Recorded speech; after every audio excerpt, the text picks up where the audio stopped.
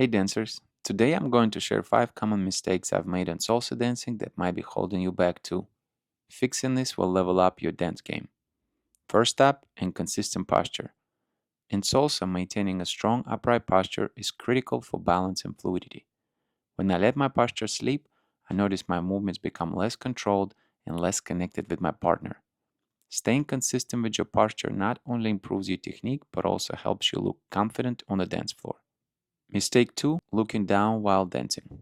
I used to always look down while dancing, and it threw off my connection with my partner and the music. Keeping your head up not only enhances your visual connection with your partner, but also keeps your body in the right alignment for smooth movement. Mistake 3, keeping hands down.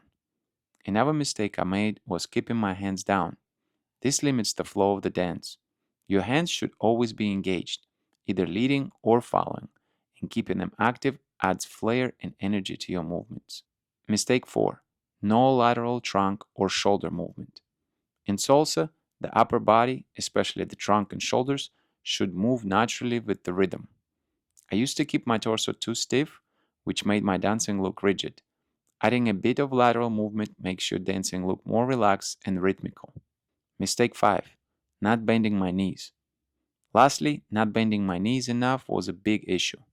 Salsa requires a soft bend in the knees to allow for more fluidity and grounding. Staying too stiff or straight legged limits your range of motion and makes your movements look less dynamic.